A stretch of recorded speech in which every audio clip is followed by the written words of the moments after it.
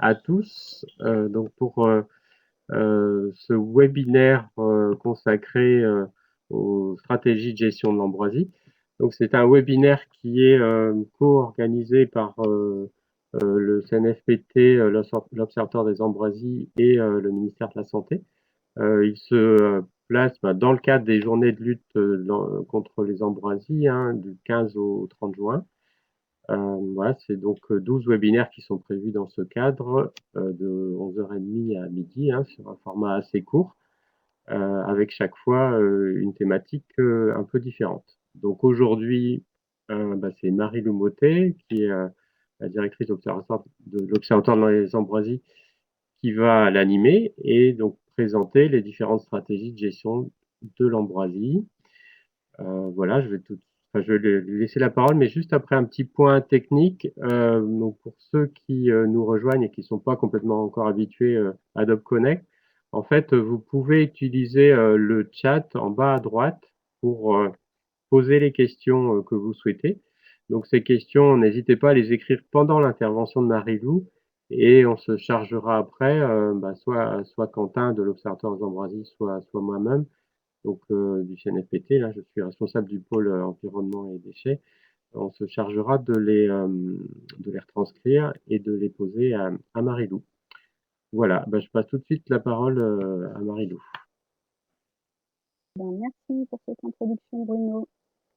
Et bonjour à tout le monde. Pour ceux qui n'ont pas suivi les premiers webinaires, donc un petit rappel sur l'Observatoire des ambroisies, qui est une mission qui a été mise en place en 2011 par le ministère chargé de la Santé, de l'Agriculture, de l'Environnement, des Transports et de l'Intérieur. Et il est actuellement piloté par Fredon France, qui est un réseau d'experts au service de la santé du végétal, de l'environnement et des hommes. Nous avons donc une mission de centre de ressources nationales en matière d'ambroisie. Et aujourd'hui, donc, on va discuter des stratégies de gestion de l'ambroisie. Et pour ceux qui étaient présents hier, on a parlé des stratégies de gestion de l'ambroisie en agriculture, mais là, on va en parler de façon un petit peu plus globale. C'est parti pour la première diapo. Alors, je commencerai en disant que la première des gestions, c'est la gestion préventive. C'est absolument éviter que les populations d'ambroisie ne s'installent, en fait. Comme pour beaucoup de plantes exotiques envahissantes, la détection précoce et un signalement précoce vont grandement faciliter la gestion. En fait, notamment pour l'ambroisie qui, elle, se reproduit par ses graines. Donc en moyenne, un plant va donner 3000 nouvelles ambroisies, 3000 graines, pardon. Et donc on comprend bien que quand on détecte précocement cette plante et qu'on l'arrache avant qu'elle ne produise des graines, le stock de semences dans le sol va être faible et ce sera plus facile et plus rapide surtout de gérer ces ambroisies. Donc voilà, une détection précoce et un signalement, ça va grandement faciliter sa gestion. Alors comment est-ce qu'on fait ça? Ça peut passer par différentes choses, par exemple lors de chantiers, le contrôle des terres végétales et des remblais, des matériaux qu'on utilise pour s'assurer qu'ils sont exempts de graines d'ambroisie. Et puis de prévoir aussi des mesures qui vont éviter la dissémination de ces graines au sein même d'un chantier. Il peut y avoir des clauses particulières dans certains cahiers techniques. Ça va être également essayer de trouver, une fois qu'on a une détection, par exemple ici on voit un pied d'ambroisie en dessous d'une mangeoire, ça va essayer de trouver la source, puisque si on supprime l'ambroisie sur place sans supprimer l'apport, la source, évidemment ça va être compliqué. Donc là, on peut se dire que la source viendrait de mon sac de semences pour oiseaux que je donne en hiver et qui contient peut-être des graines d'ambroisie. Donc voilà, essayer de trouver la source. Et puis, ça peut passer aussi par la couverture des sols, et puis des terrains qui sont nus puisque, en fait, l'ambroisie est une mauvaise concurrentielle, dès lors qu'il y a beaucoup de population de végétation en place, elle va pas réussir à s'installer, à se développer. Donc ça peut passer par la couverture, ou la végétalisation de talus et de délaissés. Et pour ça, il y a certains mélanges de graines qui sont conseillés, par exemple, les trèfles qui peuvent recouvrir rapidement de grandes surfaces, du lotier, du raigrail anglais et cetera. On a comme ça des listes de mélanges que nous pouvons conseiller. Si vous en avez besoin, on peut vous les faire passer. Et puis maintenant au niveau curatif, donc une fois que la population est déjà installée, qu'est-ce qu'on peut faire? En fait, c'est une mauvaise herbe un peu, comme toutes les mauvaises herbes. Il y a plusieurs techniques qui existent. Il n'y en a pas une qui est une solution miracle, sinon il y en aurait déjà plus, on en serait débarrassé depuis longtemps. Ce serait trop facile. Mais il existe plein de techniques différentes qui sont à adapter, bien sûr, en fonction de l'habitat, en fonction de la densité d'ambroisie, de la situation de colonisation, et cetera. Donc on va retrouver, le désherbage mécanique, tout ce qui comprend fauche, binage, herçage, décimage et cetera. Le désherbage chimique, l'arrachage manuel, la lutte biologique et puis d'autres types, de désherbage un peu plus à la marge comme, le désherbage thermique ou électrique. Et nous passons donc nous allons, regarder chacune de ces techniques dans le détail. Alors maintenant, le désherbage mécanique, on va commencer par celui-ci. Donc il y a plusieurs méthodes, hein, binage, je le disais, écimage, broyage, herçage, utilisation de la houe rotative, et cetera, qui est une méthode, qui est adaptée en fonction du type de sol et de l'habitat évidemment, en gardant bien en tête, la contrainte d'accessibilité à certaines surfaces et puis, des effets négatifs environnementaux peut-être. On peut bien se rendre compte que arriver sur, le bord d'un cours d'eau avec, ces grosses machines et puis, détruire, je ne sais pas, la gravière en place, voilà, ça peut avoir des effets négatifs environnementaux. À garder en tête également que certaines de ces pratiques peuvent ramener des semences à la surface. Je pense notamment au labour qui est donc, pas tellement conseillé sauf dans, certaines situations bien particulières puisque, en fait, on va juste, remettre, des graines en surface et puis en remettre plus d'autres en profondeur, donc c'est pas, une gestion qu'on conseille forcément. Et puis toutes ces pratiques généralement sont à répéter, elles sont pas efficaces quand elles sont, effectuées une seule fois.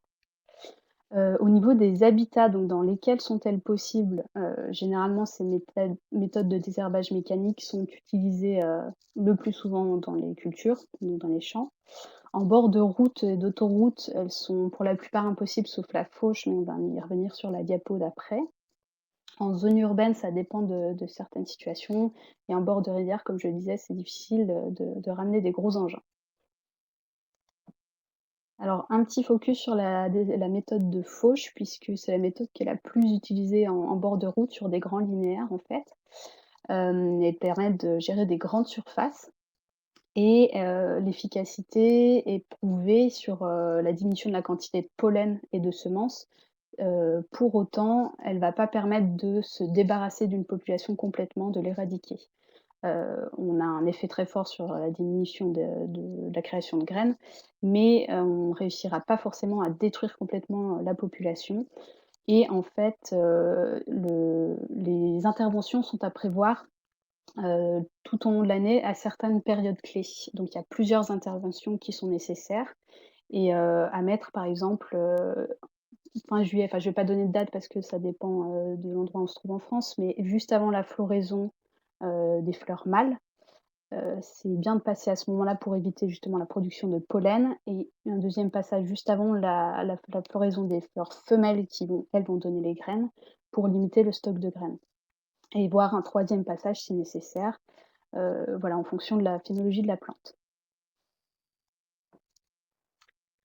Au niveau du désherbage chimique, donc effectivement, c'est un désherbage qui est efficace sur des grandes surfaces et des grandes linéaires aussi, tout en gardant en tête les problèmes, environnementaux et les règles environnementales qui existent sur ces produits, et en gardant en tête aussi que les phénomènes de résistance, aux herbicides, sont apparus chez les ambroisies, qui sont bien connus aux États-Unis depuis un certain moment, mais qui sont connus maintenant en France également avec plusieurs, situations en France où on retrouve ces ambroisies résistantes. Donc avec prudence bien évidemment. Au niveau des habitats, donc c'est le plus souvent utilisé bien sûr dans les cultures et puis quelquefois sur les bords de route, mais ça dépend de la réglementation en place. Et bien sûr depuis, loi Labbé, impossible d'utiliser les produits chimiques, en zone urbaine et en bord de rivière non plus évidemment.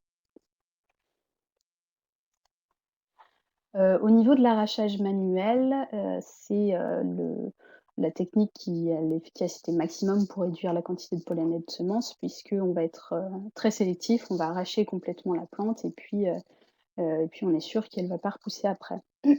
Évidemment, ça va être une technique à appliquer sur des populations de, faible effectif, avec peu d'individus. On se rend bien compte que quand on a des ambroisies qui sont, sur, 1 kilomètre de route, on ne va pas aller, arracher, tout cela, tout seul et puis ça va coûter cher. Et puis, également, il faut faire attention à l'exposition des arracheurs au pollen.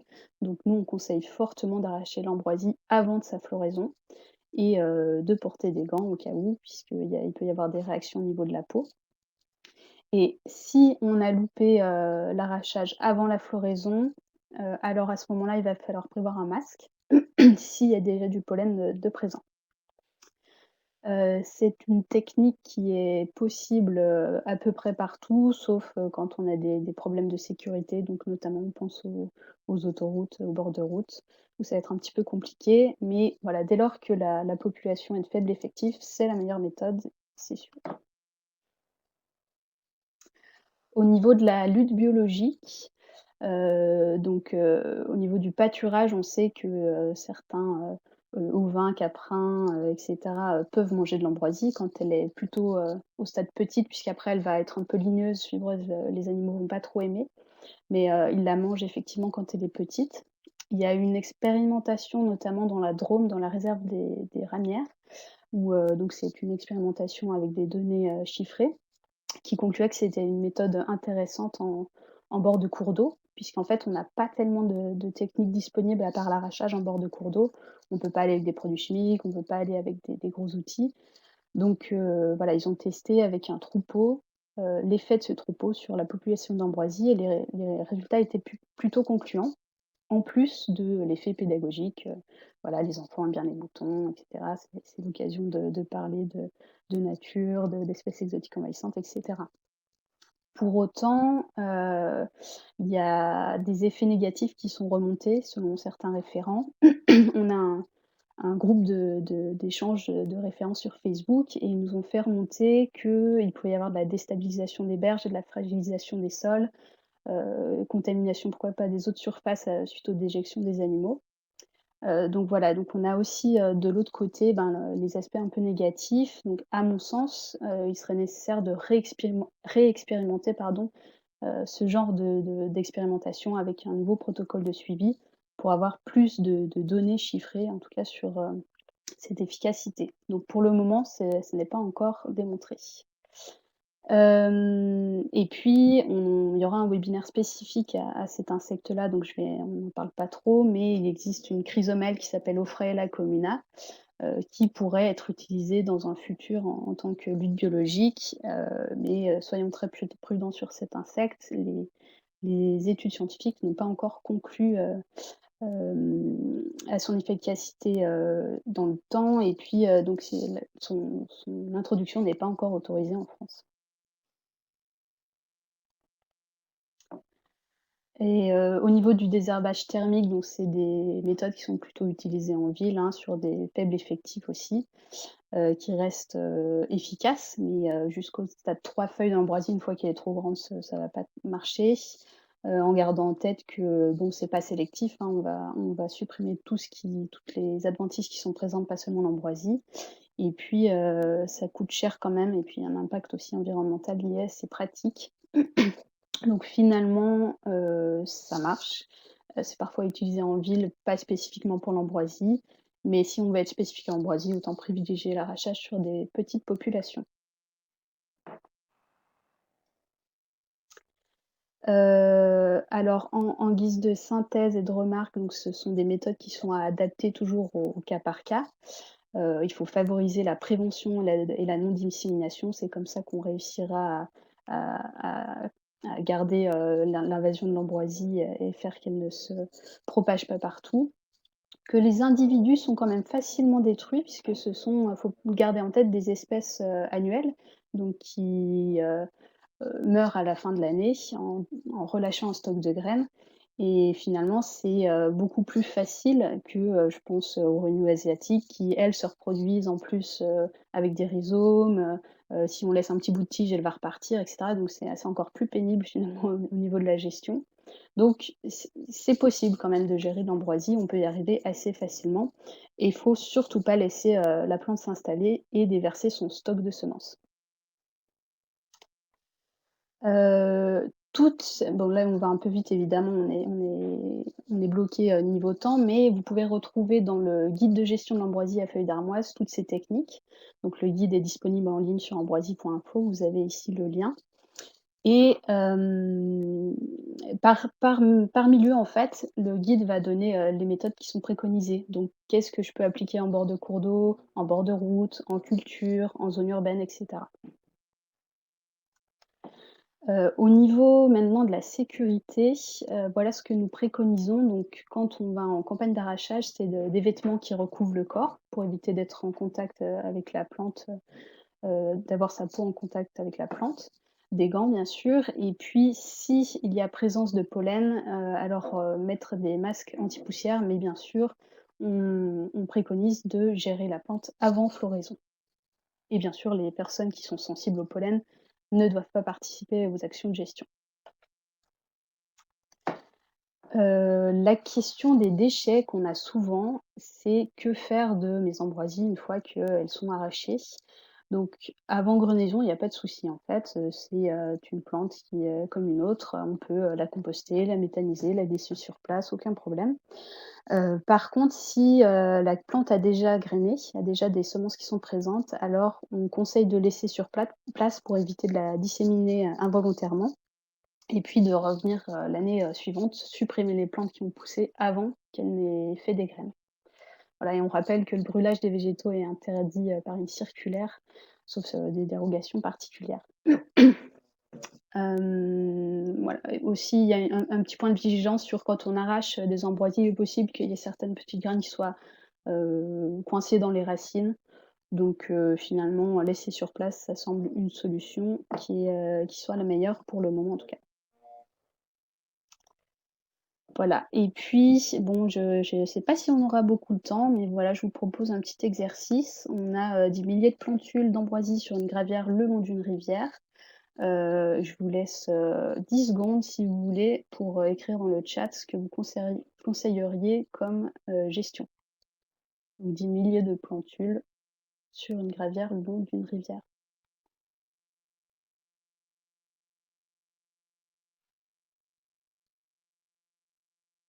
10 secondes de réflexion.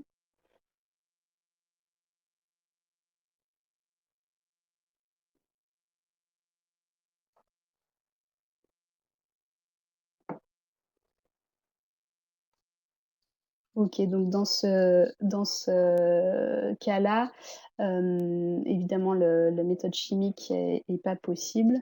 Donc ce qui peut être utilisé, donc c'est l'arrachage bien sûr, mais on a des milliers de plantes, donc pourquoi pas des campagnes, d'arrachage, avec des volontaires, des bénévoles. Et puis pourquoi pas essayer de mettre en place, un troupeau avec des animaux. On va faire un deuxième petit cas, puis ensuite on va arrêter et prendre des questions. Donc ici, on a une centaine de plantules d'ambroisie sur une parcelle de tournesol qui sont en stade plantule également. Qu'est-ce que vous conseilleriez comme gestion?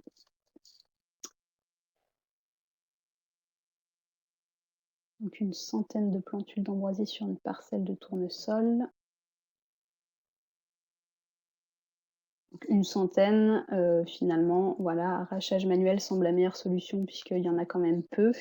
Donc on peut faire ça, on peut aussi, passer un petit peu de désherbage mécanique sur, le côté envahi puisque à ce stade-là, de toute façon, les ambroisies ne sont pas en graines, donc il y a pas de risque de dissémination. Donc voilà 2 méthodes qui peuvent être utilisées. Si, bon, il y avait plusieurs exercices, mais on va plutôt, prendre vos questions à ce stade et ce genre de petit exercice, bon voilà, là en bord de route, là c'est la moitié d'un champ envahi, de maïs. Vous pouvez les retrouver notamment dans les formations qui sont dispensées par les coordinateurs de la lutte contre l'ambroisie. Voilà, je vous remercie pour votre écoute, et puis si vous voulez, on peut reprendre, 10 minutes pour répondre à vos questions. On t'entend pas, Bruno. Merci Marilou. Je reprends la parole 2 petites minutes. Donc avant d'ailleurs les questions, parce que c'est plutôt Quentin, je crois, qui va les poser.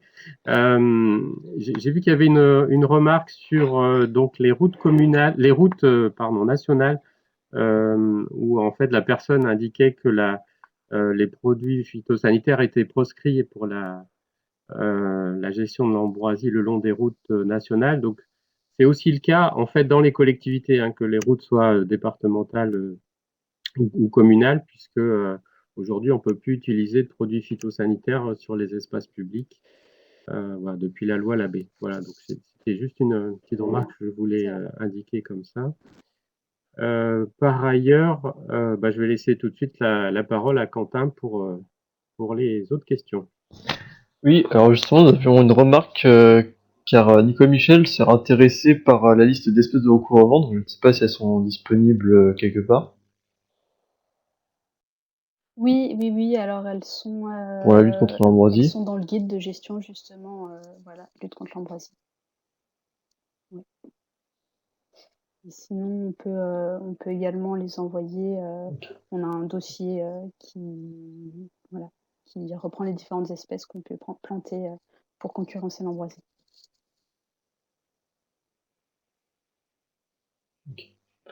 Donc ensuite, on a une question. Les méthodes de lutte sont-elles efficaces pour les 3 espèces d'ambroisie, notamment avec l'ambroisie aepilis? Non, alors non, là, c'était un exposé qui était plutôt centré sur l'ambroisie à feuilles d'armoise.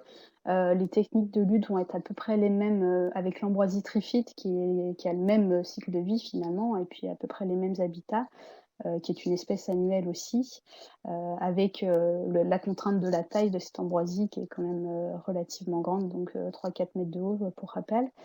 Et du coup, ces techniques vont être à peu près les mêmes pour les 2 ambroisies Artemisifolia et Trifida. Pour autant, pour Ambrosia psilostachya, ça va être différent puisque c'est une espèce qui est pérenne et qui se reproduit par drageon. Donc du coup, là, les techniques vont être différentes. Merci. Autre question, quelle est l'efficacité des désherbants biocontrôle type acide acétique ou acide pélargonique, sachant qu'il y a une remarque juste après disant que l'utilisation des produits phytopharmaceutiques pour ce type de traitement en bord de route est quasi proscrite sur route gérée par l'État. Ok, donc ça c'était la remarque de Bruno. Et pour la première question, aucune idée. Vraiment. Non, là, je pourrais pas répondre à cette question, mais on va la reprendre et puis si vous êtes intéressé, on peut la poser à des spécialistes du sujet et puis revenir vers vous par la suite.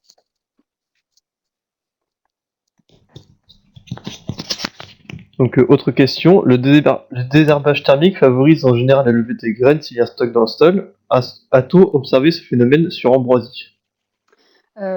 Oui, dans le sens où, en fait, quand, donc par exemple avec le désherbage thermique, on va, détruire la végétation en place qui est présente. Donc il va y avoir beaucoup de place, pour, les espèces, pionnières pour pousser et s'il y a un stock de semences dans le sol, le désherbage thermique ne tue pas la capacité de germination de la plante et ça va laisser, la place ensuite pour, des plantes donc pionnières de repousser, c'est celles qui poussent le plus vite en fait en milieu perturbé. Donc s'il y a un stock d'ambroisie présent dans le sol, effectivement, elle va repousser aussi à ce moment-là. Une autre question, est-il possible de faire de l'épandage de gros sel pour tuer l'ambroisie? Alors, non, la question du sel en fait, donc c'est une méthode en fait qui fonctionne en tout cas, sur, l'ambroisie. Ça a la capacité quand on déverse, une saumure sur les feuilles d'ambroisie de tuer la plante. Pour autant elle n'est pas autorisée, en France en tout cas. Elle est pas autorisée puisque, le sel n'est pas autorisé en tant qu'herbicide et donc il y a des études d'impact qui sont à réaliser si, si on veut utiliser cette méthode-là et pour le moment, c'est pas le cas encore. Il y a certaines structures qui sont en phase d'expérimentation sur ces produits-là, mais il manque quand même pas mal, à ma connaissance d'études sur, les impacts notamment de la microfaune du sol, pour pouvoir l'utiliser. Donc pour le moment, non, pas possible d'utiliser le sel. Une autre question, est-il possible de composter l'ambroisie à épilis? De composter l'ambroisie à épilis. C'est celle, pour rappel, qui est pérenne et donc qui possède des racines qui forment des drageons. Alors, j'ai pas à ma connaissance d'études de compostage d'ambroisie à épilis.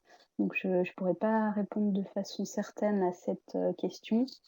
Mais à mon sens, en tout cas en compostage individuel, non, puisque les températures généralement ne montent pas assez haut pour détruire les propagules de ces espèces. Après, en compostage industriel, je pense que oui, mais voilà, ça n'est pas, à ma connaissance, pas testé scientifiquement en tout cas. En fait, il faut une certaine température pour tuer ces capacités de repousse. Pour l'ambroisie, ça fonctionne sur les graines, l'ambroisie à feuilles d'armoise, pardon. Ça fonctionne pour les graines quand ça monte un certain nombre de jours à une certaine température.